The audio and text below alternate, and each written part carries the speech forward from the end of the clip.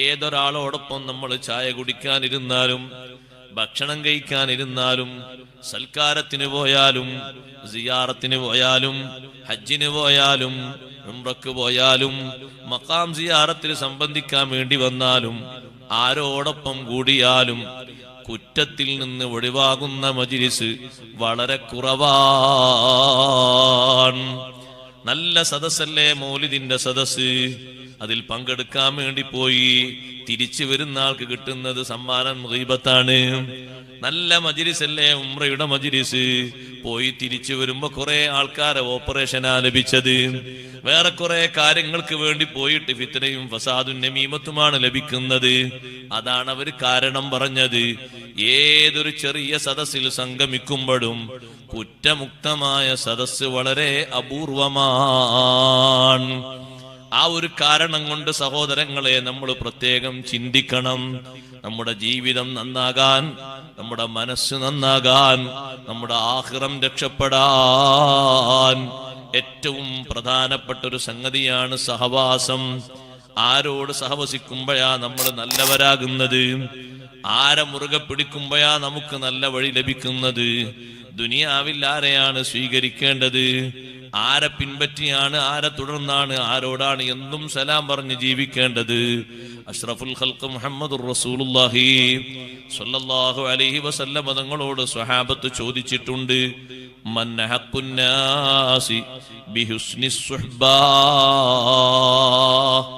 ഏറ്റവും നല്ല സഹവാസം ഞാൻ പാലിക്കേണ്ടത് ആരോടാണ്? നീ നല്ല ബന്ധവും നല്ല സഹവാസവും പാലിച്ച് ജീവിക്കാൻ ജനങ്ങളിൽ ഏറ്റവും ബന്ധപ്പെട്ടത് ഉമ്മുക്ക, നിന്റെ ഉമ്മയാണ്. ഉമ്മയോട് നീ നല്ല സഹവാസം പാലിക്കണം. പിന്നെ ആരോടാണ് നബിയെ? പിന്നെയും നിന്റെ ഉമ്മയോടാണ്. പിന്നെ ആരോടാണ്? പിന്നെയും നിന്റെ ഉമ്മയോടാണ്. പിന്നെ ആരോടാണ്? പിന്നെ നിന്റെ ഉപ്പയോടാണ്. നല്ല സഹവാസം അവരോട് പുലർത്തണം. ഉമ്മാന്റെ അടുത്ത് ഇരിക്കാനും സംസാരിക്കാനും നേരം വേണം. ഉമ്മയും ബാപ്പയും ഒരു വീട്ടിലാണ്, മക്കള് 4 വീട്ടിലാണ്. എന്നാ 4 വീട്ടിലെ മക്കളും ഉപ്പയോടൊപ്പം ഉമ്മയോടൊപ്പം ഒരുമിച്ചിരിക്കണം. എല്ലാ ദിവസവും വേണോ? എല്ലാ ദിവസവും വേണം. എല്ലായ്പ്പോഴും അവരെ കാണണോ? എല്ലാ ദിവസവും കാണണം. നാട്ടിലുള്ള ആളുകൾക്ക് അതിന് പ്രയാസമില്ല. വിദേശത്തുനിന്ന് ജോലി കഴിഞ്ഞ് ലീവിന് വരുന്നവർ കിട്ടുന്ന 2 മാസം ഒരൊറ്റ ദിവസവും ബാപ്പയോടൊപ്പം 1.5 മണിക്കൂർ രാവിലെയും വൈകുന്നേരവും ചെലവഴിക്കാൻ നേരം കാണണം. കാരണം ബാപ്പയോടൊപ്പം ഉമ്മയോടൊപ്പം ഇരിക്കുന്ന ഇരുത്തം ഏറ്റവും നല്ല സഹവാസമാണ്, ഏറ്റവും നല്ല അനുഭൂതിയാണ്. ചിലരുണ്ട്, അവര് വർഷത്തിൽ ഒരിക്കൽ മാത്രമേ ബാപ്പാനെ കാണുള്ളൂ, വർഷത്തിൽ ഒരിക്കൽ മാത്രമേ ഉമ്മാനെ കാണുള്ളൂ. നാട്ടിലുണ്ടായാലും പെരുന്നാളിന്റെ അന്ന്. അങ്ങനെ പോരാ, എല്ലാ ദിവസവും സഹവാസം പുലർത്തേണ്ട, സഹവാസം നല്ല രീതിയിൽ നൽകേണ്ട, നല്ല രീതിയിൽ സ്വീകരിക്കേണ്ട ഏറ്റവും നല്ല 2 വിഭാഗമാണ് ബാപ്പയും ഉമ്മയും. അവരോട് നല്ല സഹവാസം പാലിക്കണം. എന്നും അവരോടൊപ്പം ഒരുമിച്ച് കൂടണം, അവരോടൊപ്പം സംസാരിക്കണം, അവരോടൊപ്പം ആശയവിനിമയങ്ങൾ നടത്തണം. കാരണം ബാപ്പാന്റെ ഉമ്മാന്റെ മുഖത്തേക്ക് നോക്കുമ്പോൾ കിട്ടുന്ന കൂലിയും പ്രതിഫലവും മറ്റുള്ളവരുടെ മുഖത്തേക്ക് നോക്കുമ്പോൾ നമുക്ക് ലഭിക്കുന്നില്ലല്ലോ. ഭാര്യന്റെ മുഖത്തേക്ക് നോക്കുന്നതിനേക്കാളും കൂടുതൽ പുണ്യം ബാപ്പാന്റെ ഉമ്മാന്റെ മുഖത്തേക്ക് നോക്കുന്നതിനുണ്ട്. അവരെ മുഖത്തേക്ക് നോക്കുന്നതിന് ഹജ്ജിന്റെ പ്രതിഫലമാണെന്ന് അഷ്റഫുൽ ഖൽഖ് റസൂലുള്ളാഹി സ്വല്ലല്ലാഹു അലൈഹി വസല്ലം തങ്ങൾ പറഞ്ഞപ്പോ കൂട്ടത്തിലൊരു സഹാബി ചോദിച്ചില്ലേ, അല്ലാഹുവിന്റെ റസൂലേ, ഞാനൊരു ദിവസം 100 തവണ എന്റെ ഉമ്മാന്റെ മുഖത്തേക്ക് നോക്കിയാലോ? നിങ്ങൾക്ക് 100 ഹജ്ജിന്റെ പ്രതിഫലമാണ്. ഇനി ചില ആൾക്കാർക്ക് പേടിയാണ്. ബാപ്പാന്റെ ടിഷ്യൂ ബാപ്പാന്റെ ഉമ്മാന്റെ അടുത്തേക്ക് പോകാൻ ചില ആളുകൾക്ക് പേടിയാണ്. എന്താ പേടിയെന്നറിയോ? അവിടെ പോകുമ്പോ ചിലപ്പോ ബാപ്പയും ഉമ്മയും ഓരോ മുറാദ് പറയും. ആ മുറാദ് ഹാസിലാക്കാൻ എന്തെങ്കിലും കാശ് കൊടുക്കേണ്ടി വരും. അപ്പൊ ചിലർക്ക് പോകാൻ പേടിയാണ്. എപ്പോ പോയാലും ചിലപ്പോ ഉമ്മാക്ക് എന്തെങ്കിലുമൊക്കെ പറയണ്ടാകണല്ലോ, അത് കേൾക്കണല്ലോ. അതാ നല്ല സഹവാസം എന്ന് പറഞ്ഞത്. അല്ല പോയിട്ട് അസ്സലാമു അലൈക്കും സുഖല്ലേ, ഞാൻ നാളെ വരട്ടോ, അതിനല്ല. നമ്മൾ പോയി നോക്കുമ്പോ ഉമ്മ പറയുന്നു, മോനെ ഒരാഗ്രഹമുണ്ട്, കുറെ ആയി ഞാനിങ്ങനെ ആഗ്രഹിക്കുന്നത്. ഇപ്പൊ ഒരു പക്ഷെ അങ്ങാടിയിലൊക്കെ പോയാൽ നല്ലോണം കിട്ടാൻ സാധ്യത ഉണ്ട്. എല്ലാ സമയത്തും കിട്ടൂല. എന്താ ഉമ്മ? കഴിഞ്ഞ മാസമൊക്കെ അന്വേഷിച്ചു, മാമ്പഴം വന്ന് തുടങ്ങുന്നേ ഉള്ളൂ, നമ്മളെ നാട്ടിലൊക്കെ പഴുക്കുന്നേ ഉള്ളൂ. ഇപ്പൊ അങ്ങാടിയിലൊക്കെ എത്തിണ്ടാ, നീ 1 കിലോ മാമ്പഴം വാങ്ങിട്ട് വാ. ഇയാൾ മാമ്പഴം വാങ്ങാൻ പോയി നോക്കുമ്പോൾ മാമ്പഴത്തിന് നല്ല വിലയാണ്. എല്ലായിടത്തും സർവ്വവ്യാപകമായിട്ട് എത്തിയില്ലല്ലോ, നാട്ടിലൊക്കെ വരുന്നേ ഉള്ളൂ. ചെറിയ ചെറിയ മാമ്പഴേ ഉള്ളൂ പലർത്തും. അപ്പൊ മാർക്കറ്റിൽ ചോദിച്ചു എന്താ വില? കിലോന് നല്ല മാങ്ങയാണെങ്കിൽ 320. 320 കിലോ വാങ്ങിക്കൊണ്ടുപോയി. 320 എത്ര ചെറുതാ. ഉമ്മാനോടുള്ള സ്നേഹവും ബഹുമാനം കാണിക്കുന്നിടത്ത് 320, 3000, 30,000, 3 ലക്ഷമൊക്കെ ചെറുതല്ലേ? ആ ഒരൊറ്റ കിലോ മാമ്പഴം വാങ്ങിക്കൊണ്ടുപോയിട്ട് ഉമ്മാരത്ത് കൊടുത്തതാ ഉമ്മ. കേടുണ്ടോന്നറിയില്ല, കാരണം പുറം നോക്കിയാ വാങ്ങിയത്, മുന്തിയ തന്നെ വാങ്ങിയത്. ഇതിനേക്കാളും വിലയുള്ള ഇല്ല, പിന്നെ താഴെ വിലയുള്ളതാണ്. സന്തോഷായിട്ട് ഉമ്മാന്റെ കൂടെ ഇരുന്നിട്ട് അതൊക്കെ ചെത്തി കൊടുത്ത് റെഡിയാക്കിയിട്ട് ഉമ്മതെങ്ങനെ ബിസ്മിൻ ചൊല്ലി ഭക്ഷിക്കുമ്പോ മോനെ നല്ല റാഹത്ത്, നല്ല മധുരമുണ്ട്. ഏതായാലും ഒന്നുകൂടി ചെത്ത്. 2 എണ്ണം ഉമ്മാക്ക് ചെത്തി കൊടുത്ത് ഉമ്മതെങ്ങനെ ഭക്ഷിച്ച് നമ്മളോട് കൂടെ ചെലവഴിക്കുന്ന ആ സമയല്ലേ, അത് ജീവിതത്തിലെ ഏറ്റവും നല്ല നേരമാണ്, അമൂല്യമായ നേരമാണത്. അവരോടൊന്ന് സഹവാസം പുലർത്തിയിട്ട് സംസാരങ്ങൾ കേട്ട് സമാശ്വസത്തിന്റെ വാചകങ്ങൾ പറഞ്ഞ് ആ വാചകങ്ങൾ അവരെ മനസ്സിൽ സന്തോഷത്തിന്റെ ഒരുപാട് അവസരങ്ങൾ സൃഷ്ടിച്ചെടുത്താൽ നമ്മുടെ ജീവിതത്തിൽ അല്ലാഹു തആല നൽകുന്ന സന്തോഷത്തിന്, നമ്മുടെ മനസ്സിന്റെ പുരോഗതിക്ക്, സന്തോഷത്തിന് മറ്റു വഴികളെക്കാൾ കൂടുതൽ നല്ലത് അതാണ്. അതുകൊണ്ടാണ് നല്ല സഹവാസം പാലിക്കുക. അഷ്റഫുൽ ഖൽഖ് റസൂലുള്ളാഹി സ്വല്ലല്ലാഹു അലൈഹി വസല്ലം തങ്ങളോടൊപ്പം തങ്ങളെ കൂടെ ഒന്ന് ഫർള് കിഫയായ ഹജ്ജിന് പോകണമെന്ന് ആഗ്രഹിച്ച് വാഹനം റെഡിയാക്കി എല്ലാ സാമഗ്രികളും ഒരുക്കി, ഇനി കിട്ടിയില്ലെങ്കിലോ എന്ന് കരുതി എല്ലാം റെഡിയാക്കി നിൽക്കുമ്പോ ഉമ്മ പറഞ്ഞു, മോനെ ഉമ്മാൻ ഒറ്റക്കിട്ട് പോവുക, ഉമ്മാക്ക് പുരയിൽ ആരുമില്ല. അല്ല ഉമ്മ, എന്റെ ഒരു ആഗ്രഹമാണ്, എന്റെ കുറെ കാലത്തുള്ള ആഗ്രഹമാണ്, ഇനി നടക്കൂലെങ്കിലോ? അല്ല എനിക്കിവിടെ ആരുമില്ല, നിങ്ങൾ പോയിട്ട് ഷഹീദാവിന് എനിക്കാരുള്ളത്. ഷഹീദാകുന്നതിന് ഉമ്മാക്കെതിരൊന്നുമില്ല, പക്ഷെ ഉമ്മ ഈ മകന്റെ സഹവാസം ആഗ്രഹിക്കുന്നു. മകൻ ഇവിടെ നിൽക്കണം. അപ്പുറത്തുള്ളത് ഫർള് കിഫയാണ്, അതും ആരോടൊപ്പമാണ് നിർവഹിക്കാൻ പോകുന്നത്? അഷ്റഫുൽ ഖൽഖ് റസൂലുള്ളാഹി സ്വല്ലല്ലാഹു അലൈഹി വസല്ലം തങ്ങളോടൊപ്പം. ഉമ്മ എത്ര പറഞ്ഞിട്ടും മകന്റെ ആവേശത്തിനൊരു കുറവുമില്ല, പോകണം പോകണം പോകണം എന്ന് തന്നെ. അവസാനം ഉമ്മ പറഞ്ഞു, മോനെ, നിന്നെ വളർത്തിയത്, നിനക്ക് മുലയൂട്ടിയത്, ശിക്ഷണം നൽകിയത്, എന്റെ ശരീരം മുഴുവനും നിനക്ക് വിരിപ്പായി വിരിച്ചു തന്നത് ഞാനല്ലേ, നീ ഞാൻ പറയുന്നത് തീരെ ഗൗനിക്കുന്നില്ലേ എന്ന് ഗൗരവതരമായ ഭാഷയിൽ ചോദിച്ചപ്പോഴും മുത്തുനബി സല്ലല്ലാഹു അലൈഹി വസല്ലം തങ്ങളോടൊപ്പം എനിക്ക് പോയേ പറ്റൂ എന്ന് വാശി പിടിച്ചിരുന്ന മഹാനായിരുന്നു സയ്യിദുനാ അബൂ ഹുറൈറ റളിയല്ലാഹു തആല അൻഹു. അബൂ ഹുറൈറ റളിയല്ലാഹു അൻഹു നബി സല്ലല്ലാഹു അലൈഹി വസല്ലം തങ്ങളുടെ അടുത്തേക്ക് വാഹനവുമായി എത്തുന്നതിന് മുമ്പ് ഇതേ വിഷയങ്ങൾ മുഴുവനും അറിയിച്ചുകൊണ്ട് സയ്യിദുനാ ജിബ്രീൽ അലൈഹിസ്സലാം തങ്ങളോട് പറഞ്ഞു. ഉമ്മ വന്ന മേറ്റർ മുഴുവനും പറഞ്ഞു, ഉമ്മ പറഞ്ഞതൊക്കെ പറഞ്ഞു. വാഹനവുമായിട്ട് നല്ല സന്തോഷത്തോടെ വന്നപ്പോ അബൂ ഹുറൈറ, ഉമ്മ നിങ്ങൾക്ക് പ്രത്യേകം നൽകിയ മുലപ്പാല് വരെ ഓർമ്മിപ്പിച്ചിട്ടും നിങ്ങൾ പിന്തിരിഞ്ഞില്ല അല്ലേ? ഉമ്മ നിങ്ങൾക്ക് നൽകിയ ശിക്ഷണം പോലും നിങ്ങൾ മറന്നു അല്ലേ? നിങ്ങൾ എന്റെ കൂടെ വരാൻ പാടില്ല, നിങ്ങൾ തിരിച്ചു പോകണം. ആ ഉമ്മാക്ക് നിങ്ങൾ സന്തോഷം കൊടുക്കണം, അവരോടൊപ്പം നിങ്ങൾ ജീവിക്കണം. അള്ളാഹു നിങ്ങൾക്ക് അവസരം നൽകുന്നൊരു സമയം വരട്ടെ. അങ്ങനെ ഉണ്ടെങ്കിൽ ഒരു തൗഫീഖ് നിങ്ങൾക്ക് ലഭിച്ചാൽ എന്റെ കൂടെ വരാം. സഹോദരങ്ങളെ, ആരാണ് ആഗ്രഹം പ്രകടിപ്പിച്ച മഹാൻ? സയ്യിദുനാ അബൂ ഹുറൈറ റളിയല്ലാഹു അൻഹു അല്ലേ? നബി സല്ലല്ലാഹു അലൈഹി വസല്ലം തങ്ങളെ കൂടെ പോകാനല്ലേ? തങ്ങളെ കൂടെ അങ്ങനെ ഒരു വിഷയത്തിന് സംബന്ധിക്കുന്നതിന് തങ്ങളില്ലാത്ത സമയത്ത് സംബന്ധിക്കുന്നതിനേക്കാൾ കൂടുതൽ മഹത്വമല്ലേ? ആ മഹത്വം പിന്നെ ഒരു കാലത്തും ലഭിക്കൂലല്ലോ. എന്നിട്ടും അവിടുന്ന് പരിഗണിച്ചത് സ്വന്തം ഉമ്മയുടെ ആഗ്രഹവും താല്പര്യവുമാണ്. നമ്മൾ മനസ്സിലാക്കണം, നാട്ടിൽ അത്യാവശ്യം ജീവിക്കാനുള്ള നല്ല വരുമാനമുള്ള കടയുണ്ട്, ജോലിയുണ്ട്. പക്ഷേ കൂടുതൽ പുരോഗതി ലഭിക്കും വിദേശത്തേക്ക് നല്ലൊരു ജോലിക്ക് പോയാൽ. എതിരൊന്നുമില്ല, ഒരെതിരുണ്ട്. ആരാണെതിര്? ഉമ്മാക്ക് നമ്മളെ പിരിയാൻ പറ്റൂല, വാപ്പാക്ക് നമ്മളെ പിരിയാൻ പറ്റൂല. നമ്മളെ മനസ്സിലൊരു സമ്മർദ്ദം പിടിമുറുക്കുകയാണ്. എല്ലാവിധ വാഗ്ദാനങ്ങളും തന്ന് കാശ് കൊടുത്താൽ മതി, അടുത്ത ആഴ്ച തന്നെ കേറാം. ബാപ്പക്ക് ഉമ്മക്ക് മോഹമില്ലാതെ, അവർക്ക് അനുവാദമില്ലാതെ, അവർക്ക് സന്തോഷമില്ലാതെ നമുക്കങ്ങനെ ഒരു ദുനിയാവ് വേണോ? നമ്മൾ ആലോചിക്കണം, നമ്മൾ ചിന്തിക്കണം. അഷ്റഫുൽ ഖൽഖ് മുഹമ്മദുർ റസൂലുള്ളാഹി സ്വല്ലല്ലാഹു അലൈഹി വസല്ലമ തങ്ങൾ നല്ല സഹവാസം പാലിക്കാൻ ഈ ഭൂമി ലോകത്ത് നമ്മളോട് കൽപ്പിച്ച വിഭാഗമാണ് മാതാപിതാക്കൾ. അവരോട് നല്ല സഹവാസം പാലിക്കണം. എപ്പോൾ പോയാലും സുഖദുഃഖ വിവരങ്ങൾ അന്വേഷിക്കണം. നല്ല ക്ഷേമൈശ്വര്യത്തിന് വേണ്ടി ദുആ ചെയ്യണം. അവർക്ക് വേണ്ട ഒത്താശകൾ ചെയ്യണം. അവരോടൊപ്പം ഇരിക്കണം.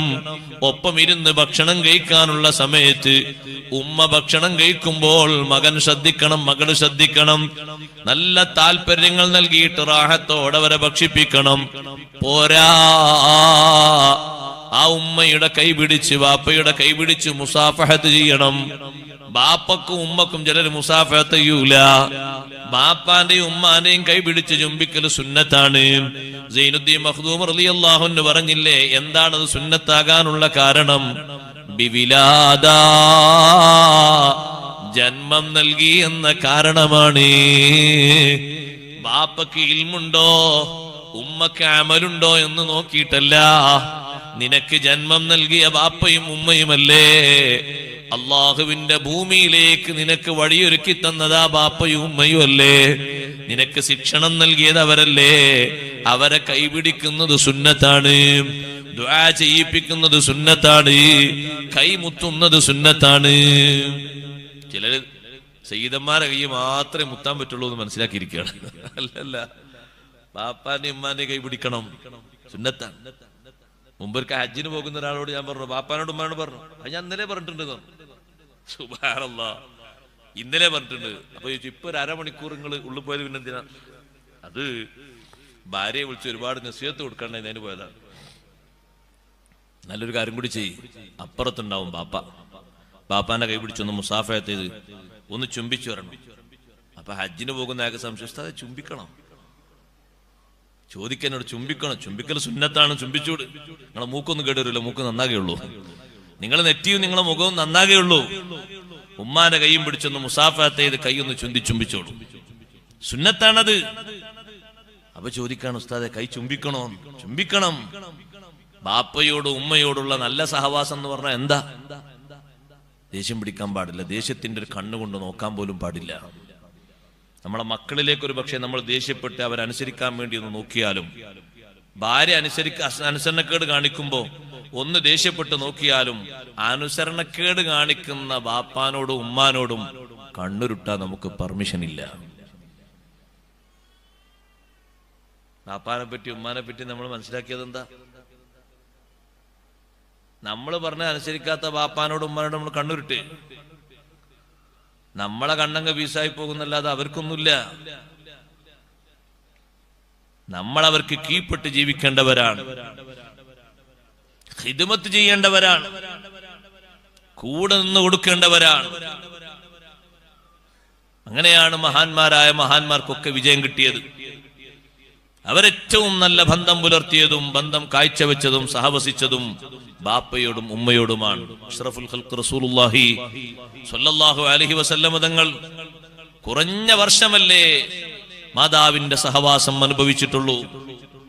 പക്ഷേ ആ സഹവാസം അനുഭവിച്ച ആ കുഞ്ഞുനാളിലെ ഓർമ്മകൾ പുതുക്കിയാണ് സിയാറത്ത് ചെയ്യുന്ന സമയത്ത് നബി സല്ലല്ലാഹു അലൈഹി വസല്ലം തങ്ങൾ കരഞ്ഞുപോയി. വഅബ്കാ മൻ ഹൗലഹു, ചുറ്റുമുള്ളവരെ കരയിപ്പിച്ചു. ഇടക്കിടക്ക് തങ്ങൾ സിയാറത്ത് ചെയ്യുന്ന ഉമ്മമാരെ ഒന്ന് എണ്ണിത്തരുമോ? ഞാൻ എണ്ണിത്തരാം സഹോദരങ്ങളെ. ഇടക്കിടക്ക് തങ്ങൾ കാണാൻ പോകുന്ന ഉമ്മമാരാരാണ്? ഒന്ന് ബഹുമാനപ്പെട്ട ഉമ്മു ഐമൻ ബീവി റളിയല്ലാഹു അൻഹാ. അവിടുന്ന് ജന്മം നൽകിയ മാതാവാണോ? അല്ല. കുട്ടിക്കാലത്ത് തങ്ങളെ പോറ്റി വളർത്തിയ പരിചാരകരിൽപ്പെട്ട ഒരാളാണ്. അബ്ദുൽ മുത്തലിബ് വിളിച്ച് പ്രത്യേകം എന്റെ മോനെ നോക്കണമെന്ന് ചെറുപ്പകാലത്ത് നിർദ്ദേശം നൽകിയിട്ട് അവിടുത്തെ ഹാദിനത്തായി പരിചാരകയാകാൻ ഭാഗ്യം കിട്ടിയ ഉമ്മു ഐമനാണ് റളിയല്ലാഹു അൻഹാ. ആ ഉമ്മു ഐമൻ ബീവി റളിയല്ലാഹു അൻഹേ നബി സല്ലല്ലാഹു അലൈഹി വസല്ലമ തങ്ങൾ ഇടക്കിടക്ക് കാണാൻ പോകാറുണ്ട് എന്ന് നമ്മളോട് പറഞ്ഞതാരാണ്? സയ്യിദുനാ അബൂബക്കർ സിദ്ദീഖ് റളിയല്ലാഹു അൻഹു. തങ്ങളെ വഫാത്തിന് ശേഷം സിദ്ദീഖ് റളിയല്ലാഹു അൻഹു ഉമർ റളിയല്ലാഹു അൻഹുവോട് പറഞ്ഞു, നമുക്കൊന്ന് ഉമ്മു ഐമൻ ബീവിയെ ഒന്ന് സന്ദർശിക്കാൻ പോയാലോ? കമാ കാന റസൂലുള്ളാഹി സ്വല്ലല്ലാഹു അലൈഹി വസല്ലമ യസൂറുഹാ. ഇടക്കിടക്ക് നബി സല്ലല്ലാഹു അലൈഹി വസല്ലം പോകുന്നൊരു വീടല്ലേ അത്? എന്തിനാ തങ്ങളങ്ങോട്ട് പോകുന്നത്? കുട്ടിക്കാലത്ത് പരിചരണം നൽകി പരിരക്ഷണം നൽകിയത് മറക്കാനായോ? 40 ശേഷം മറക്കാനായോ? 50 ശേഷം മറക്കാനായോ? 60 ശേഷം മറക്കാനായോ? ഇല്ലേ ഇല്ല. രണ്ടുപേരും ആ വീട്ടിലേക്ക് പോയി. ഉമ്മു ഐമൻ ബീവി റളിയല്ലാഹു അൻഹ വിരിയുടെ അപ്പുറത്താണ്. ഉമ്മു ഐമൻ ബീവിയോട് സമ്മതം ചോദിച്ചു വീട്ടിലേക്ക് കയറട്ടെ. ഉമ്മു ഐമൻ ബീവി റളിയല്ലാഹു അൻഹ സമ്മതം നൽകി. വീട്ടിൽ ഈ 2 മഹാന്മാരും എത്തിയ ഉടനെ ഉമ്മു ഐമൻ ബീവി റളിയല്ലാഹു അൻഹ കരയാൻ തുടങ്ങി. സിദ്ദീഖ് റളിയല്ലാഹു അൻഹു ചോദിച്ചു, അല്ല ഉമ്മു ഐമൻ ബീവി, നിങ്ങൾ എന്തിനാണ് കരയുന്നത്? അഷ്റഫുൽ ഖൽഖ് സല്ലല്ലാഹു അലൈഹി വസല്ലം വഫാത്തായ ദിനാണോ കരയുന്നത്? മുത്തുനബി തങ്ങൾക്ക് അല്ലാഹുവിന്റെ അടുക്കൽ അല്ലാഹ് ഖൈറല്ലേ കണക്കാക്കിയത്, ഷർറൊന്നും കണക്കാക്കൂലല്ലോ. തങ്ങളുടെ ജീവിതത്തിലും ഖൈറാണ്, വഫാത്തിന് ശേഷവും തങ്ങൾക്ക് ലഭിക്കുന്നത് ഖൈറാണ്. പിന്നെ നിങ്ങൾ എന്തിനാണ് കരയുന്നത്? ഉമ്മു ഐമൻ ബീവി റളിയല്ലാഹു അൻഹ പറയുന്നു, തങ്ങൾ വഫാത്തായതിന്റെ പേരിലല്ല ഞാൻ കരയുന്നത്. ഞാൻ ചിന്തിച്ചുപോയി, ഇനി നമ്മൾക്കിടയിൽ എന്ത് പ്രശ്നമുണ്ടായാലും എന്ത് സങ്കീർണതകൾ വന്നാലും വഹ്യി ഇറങ്ങൂലല്ലോ. തങ്ങളുണ്ടാകുമ്പോ എന്തൊരു എളുപ്പമാണ്. മക്കയിലല്ല, മദീനയിലല്ല, കൂഫയിലല്ല, ബസറയിലല്ല, ഇറാഖിലല്ല, എന്ത് പ്രശ്നങ്ങളുണ്ടായാലും അല്ലാഹു തങ്ങൾ മുഖേന പ്രതിവിധി തന്നില്ലേ, വഹ്യി തന്നില്ലേ, നിർദ്ദേശങ്ങൾ തന്നില്ലേ, നമുക്ക് എളുപ്പം വന്നില്ലേ. എത്ര പ്രശ്നങ്ങൾക്കാണ് വഹ്യിലൂടെ നിർദ്ദേശം കിട്ടിയത്. ലോകത്തിന്റെ വിവിധ ഭാഗങ്ങളിലുള്ള പ്രശ്നങ്ങൾക്ക് നിർദ്ദേശം വന്നത് വഹ്യി മാർഗത്തിലൂടെയല്ലേ. അത് നിർത്തപ്പെട്ടു പോയല്ലോ. അപ്പോഴാണ് സിദ്ദീഖ് റളിയല്ലാഹു അൻഹു ഗൗരവം ചിന്തിക്കുന്നത്, ഉമർ റളിയല്ലാഹു അൻഹും ഗൗരവം ചിന്തിക്കുന്നത്. രണ്ടുപേരും കരയാൻ തുടങ്ങി.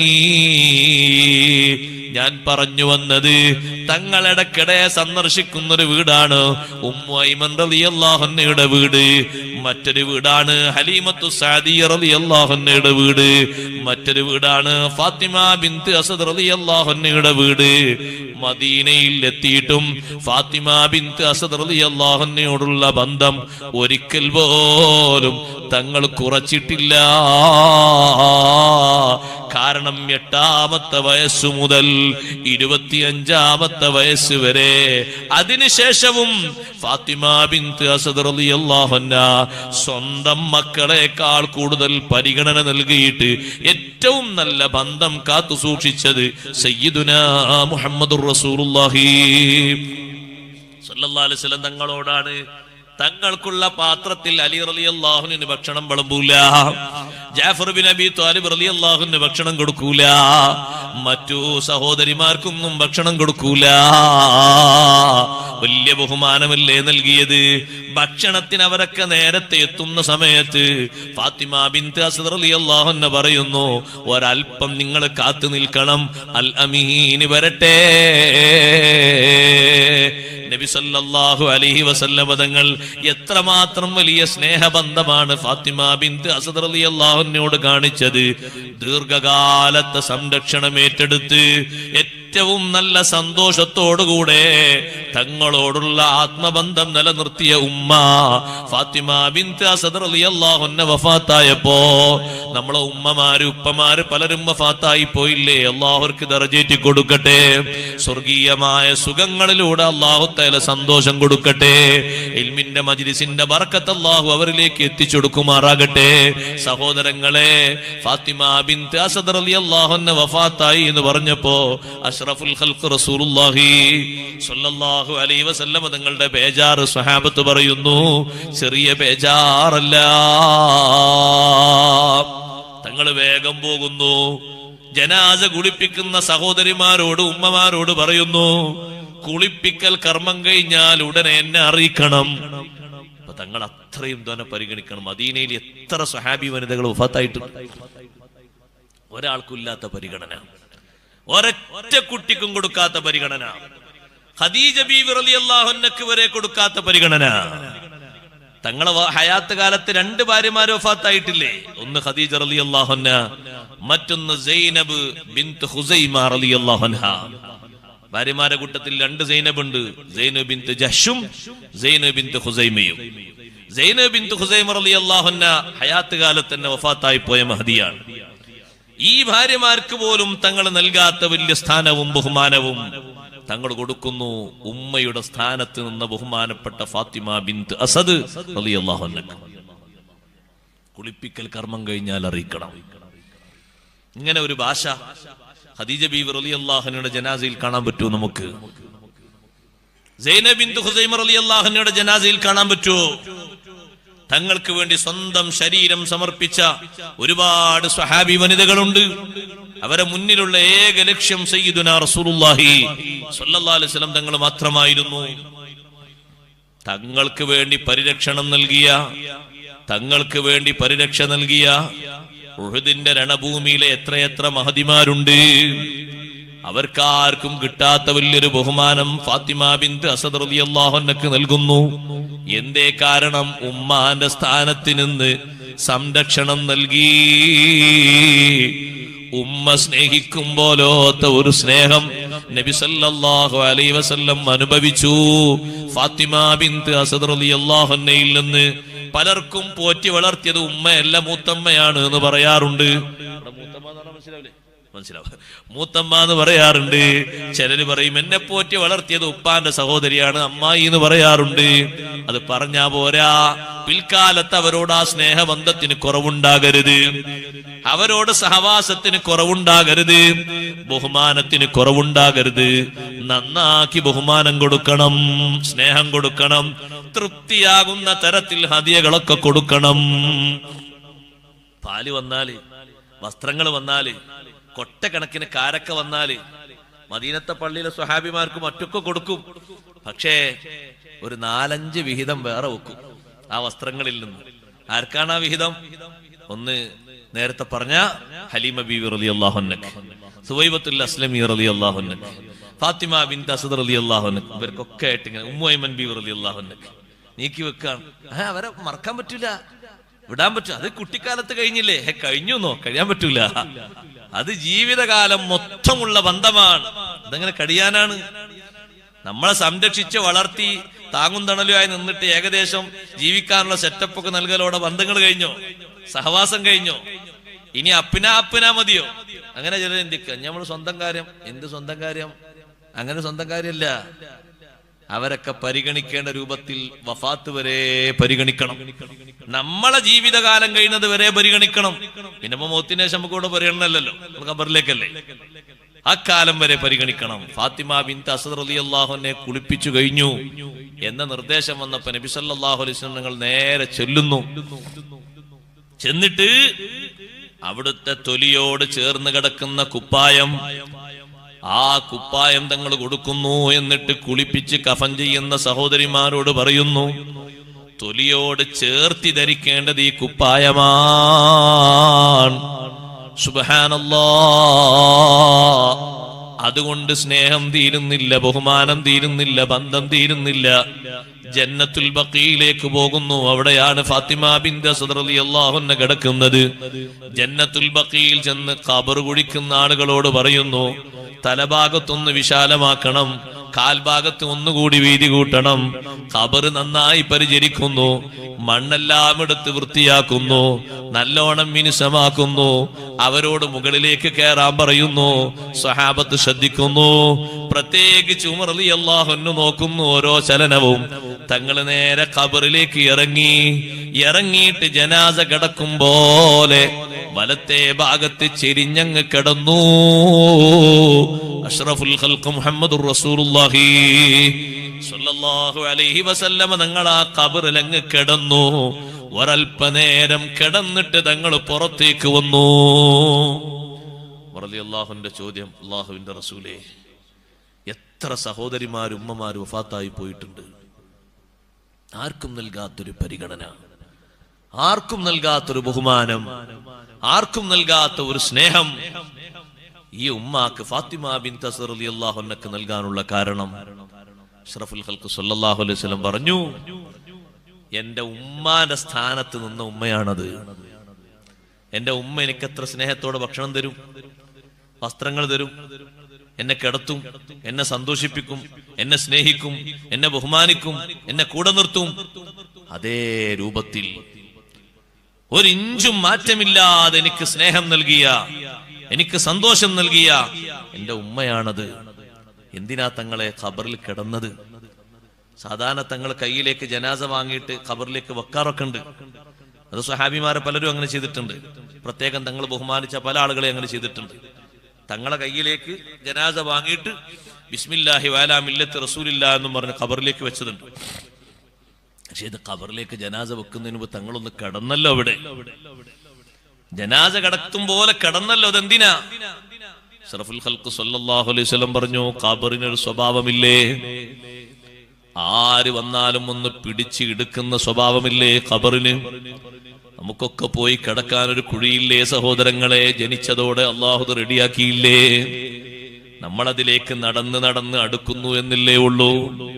ദൂരം കുറഞ്ഞിരിക്കുകയല്ല, ദൂരം അകന്ന് ദൂരം കുറഞ്ഞ് കുറഞ്ഞ് കുറഞ്ഞ് കുറഞ്ഞ് ഖബറിലേക്ക് നമ്മൾ ഇങ്ങനെ നടന്ന് അടുക്കുകയാണ്. നിശ്ചയിച്ച ഖബറിലേക്ക് നമ്മൾ അങ്ങനെ നടന്നെടുക്കുകയാണ്. ആ ഖബർ എന്റെ ഉമ്മാനെ ഒരിക്കലും ഇടുക്കിക്കൂടാ.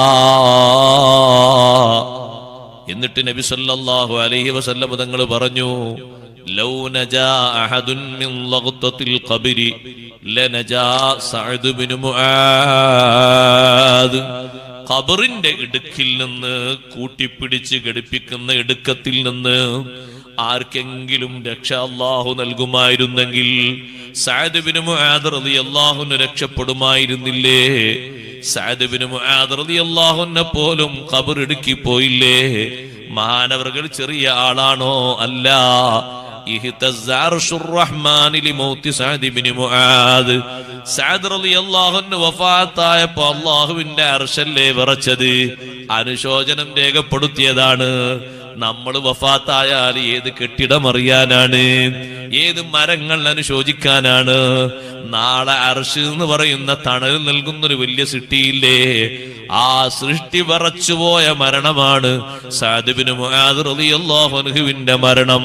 വിശുദ്ധ ഇസ്ലാമിന്റെ അഷ്റഫുൽ ഖൽഖ് സ്വല്ലല്ലാഹു അലൈഹി വസല്ലം തങ്ങൾക്ക് സന്തോഷമുള്ള പിന്തുണ നൽകിയ മഹാനാണ് സഅദ് ഇബ്നു മുആദ് റളിയല്ലാഹു അൻഹു. ബദറിലേക്ക് തങ്ങൾ സ്വഹാബത്തിനോടൊപ്പം നീങ്ങുമ്പോ മുഹാജിറുകൾ വളരെ കുറവാണ്. 200-ലധികം വരുന്നത് അൻസാറുകളാണ് ആ കൂട്ടത്തിലുള്ളത്. നബി സല്ലല്ലാഹു അലൈഹി വസല്ലം തങ്ങൾക്ക് അല്ലാഹുവിന്റെ നിർദ്ദേശം വന്നു, അല്ലാഹുവിന്റെ റസൂലേ, കച്ചവട സംഘം രക്ഷപ്പെട്ട് മക്കയിലെത്തിപ്പോയി. മറ്റൊരു സംഘം വരുന്നുണ്ട്. അത് നിങ്ങളോട് നേരിടാനാ വരുന്നത്. അവരെ നേരിടാൻ വരുമ്പോ തിരിച്ച് അവരോടൊന്ന് പ്രതിരോധിക്കാൻ അല്ലാഹ് നിങ്ങൾക്ക് സമ്മതം തന്നിരിക്കുന്നു. അത് സ്വഹാബിമാരെ അറിയിച്ചപ്പോ മുഹാജിറുകൾക്ക് അതിൽ പരിഭവമില്ല. അവര് നാടും വീടും കുടുംബവും സ്വത്തും ഒക്കെ ഒഴിവാക്കി തങ്ങളോടൊപ്പം ചേർന്നവരല്ലേ. പക്ഷേ ബഹുഭൂരിപക്ഷമുള്ളത് അൻസാറുകളാണ്. നബി സല്ലല്ലാഹു അലൈഹി വസല്ലം അല്പനേരം മൗനം പാലിച്ചപ്പോ അൻസാറുകളെ നേതാവായ സഅദ് ഇബ്നു മുആദ് റളിയല്ലാഹു അൻഹു ചോദിച്ചു, ഞങ്ങളെ മറുപടിക്ക് വേണ്ടിയാണോ തങ്ങൾ കാത്തു കഴിയുന്നത്? തങ്ങൾ പറഞ്ഞു, അതെ, നിങ്ങളെ മറുപടിയാണ് എനിക്ക് വേണ്ടത്. സഅദ് ഇബ്നു മുആദ് റളിയല്ലാഹു അൻഹു പറഞ്ഞു, അല്ലാഹുവിന്റെ റസൂലേ, ഞങ്ങൾ പറഞ്ഞോട്ടെ. അൻസാറുകളെ മൊത്തം ക്യാപ്റ്റനായിട്ട് ആ കൂട്ടത്തിലുള്ളത് മഹാനവറുകളാണ്. സഅദ് ഇബ്നു മുആദ് റളിയല്ലാഹു അൻഹു പറഞ്ഞു, ഒരിക്കലും മൂസാ നബി അലൈഹിസ്സലാമിന്റെ അനുയായികൾ മൂസാ നബി അലൈഹിസ്സലാമിനോട് പറഞ്ഞതുപോലെ ഞങ്ങൾ ഒരിക്കലും തങ്ങളോട് പറയൂല.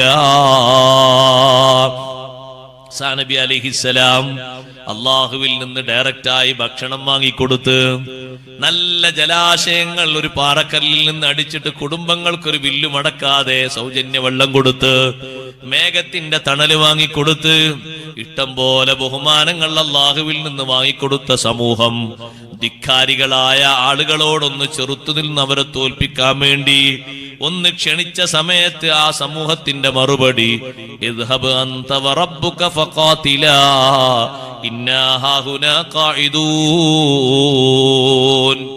നിങ്ങളും നിങ്ങളെ പടച്ചവനും പോയി യുദ്ധം ചെയ്തോളി, ഞങ്ങൾ ഇവിടെ വീട്ടിൽ വിശ്രമിക്കാണെന്ന് പറഞ്ഞു. ഞങ്ങൾ ഒരിക്കലും അങ്ങനെ പറയൂല. ഞങ്ങളെ ഭാഷ എന്താണെന്നറിയോ തങ്ങളെ? ഇദ്ഹബ് അൻത വറബ്ബുക ഫഖാതിലാ ഇന്നാ മഅകും മുഖാതിലൂൻ. ഞങ്ങൾ തങ്ങളോടൊപ്പം അടി ഉറച്ചു തന്നെ ഉണ്ടാകും, ഒരിക്കലും ഞങ്ങൾ പിന്തിരിയൂല. കത്തിക്കൊണ്ടിരിക്കുന്ന ഒരു പർവ്വതം ചാടി കയറി അപ്പുറത്തെത്താനാ തങ്ങൾ നിർദ്ദേശിക്കുന്നതെങ്കിൽ ഞങ്ങൾ അതിനൊരുക്കമാണ്. കര കാണാത്തൊരു കടൽ നീന്തിക്കടന്ന് അക്കരെ എത്തണമെന്നാണോ തങ്ങൾ പറയുന്നത്? ഞങ്ങൾ അതിന് സന്നദ്ധരാണ്. ഈ മറുപടി കേട്ടപ്പോൾ ഏറ്റവും കൂടുതൽ സന്തോഷിച്ചു സയ്യിദുനാ റസൂലുള്ളാഹി സ്വല്ലല്ലാഹു അലൈഹി വസല്ലം. ധീരോദാത്തമായ ഈ പിന്തുണ നൽകിയ വലിയ മഹാനുഭാവനാണ് സഅദ് ഇബ്നു മുആദ് റളിയല്ലാഹു അൻഹു. ചെറിയ മഹാനല്ല. ആ മഹാനുഭാവൻ വഫാത്തായപ്പോ അർശ് വരെ കിടുകിട വിറച്ചുപോയി. ഖബറിലേക്ക് വെച്ചപ്പോ ഖബറൊന്ന് പിടിച്ചൊന്നിടുക്കി. ആ തങ്ങൾ പറഞ്ഞത്, ആരെങ്കിലും അതിൽ രക്ഷപ്പെടുമായിരുന്നെങ്കിൽ സഅദ് ഇബ്നു മുആദ് റളിയല്ലാഹു അൻഹു രക്ഷപ്പെടുമായിരുന്നു. മഹാനെപ്പോലും ഖബറെടുക്കിയിട്ടുണ്ട്. അള്ളാഹു നമുക്ക് രക്ഷ നൽകുമാറാകട്ടെ. മുഅ്മിനീങ്ങളൊക്കെ വരുമ്പോ ഖബർ എടുക്കും, എന്നെ എടുക്കും, നിങ്ങൾ എടുക്കും. പക്ഷെ അത് പിടുത്തം വിടാത്ത എടുക്കമാകരുത്. അവിടെയാണ് നമ്മൾ കൊടുക്കുക. ഒരാലിംഗനം എന്ന അർത്ഥത്തിൽ ഖബറിന് അങ്ങനെ എടുക്കുന്ന ഒരു അണച്ചുകൂട്ടുന്ന ഒരു സ്വഭാവമുണ്ട്, ഇപ്പോഴുണ്ടത്. പിടുത്തം വിടാത്ത രൂപത്തിൽ ഖബർ അങ്ങനെ പിടിച്ചൊന്ന് കുലുക്കി ശരിക്കൊന്ന് എടുക്കുന്നുണ്ട്. അത് വിശ്വാസരംഗത്ത് വൈകല്യം സംഭവിച്ച ആളുകളെയാണ്. വാരിയല് കോർക്കും വിധത്തിലുള്ളൊരു ഇടുക്കമുണ്ട് ഖബറിന്. അള്ളാഹു നമ്മളെ കാത്തുരക്ഷിക്കട്ടെ. അത് സംഭവിച്ചാൽ പിന്നെ ഒരു നിലക്ക് രക്ഷപ്പെടാൻ കഴിയൂല. അല്ലാതെ ഒരു വരവേൽപ്പിന്റെ ഭാഗമായിട്ടൊരു അണച്ചുകൂട്ടലുണ്ട്. ആ അണച്ചുകൂട്ടലാണ് സഅദ് റളിയല്ലാഹു അൻഹു ചെയ്തത്. പക്ഷെ അത് സഹിക്കാത്തത് കൊണ്ട് ഖബറിന്റെ പുറത്തു നിന്ന് നബി സല്ലല്ലാഹു അലൈഹി വസല്ലം തങ്ങൾ തസ്ബീഹ് ചൊല്ലി. സ്വഹാബത്തിന് മനസ്സിലാകുന്നില്ല എന്തിനാണ് തസ്ബീഹ് എന്ന്. സുബ്ഹാനല്ലാഹ്. അപ്പൊ അവരും കൂടെ ചൊല്ലി സുബ്ഹാനല്ലാഹ് സുബ്ഹാനല്ലാഹ് സുബ്ഹാനല്ലാഹ്. കുറെ നേരം തസ്ബീഹ്. പിന്നെ കുറച്ചു കഴിഞ്ഞപ്പോ തക്ബീർ തുടങ്ങി. അപ്പൊ അവരും ചൊല്ലി തക്ബീർ. രണ്ടും നിർത്തലായപ്പോ ചോദിച്ചു, ലിമ സബ്ബഹത സുമ്മ കബ്ബർത തവീലാ. ദീർഘിച്ച നേരം തസ്ബീഹ് ചൊല്ലിയല്ലോ നബിയെ, പിന്നെ കുറെ നേരം തക്ബീറും ചൊല്ലിയല്ലോ, എന്തിനാണെന്ന് മനസ്സിലായില്ല.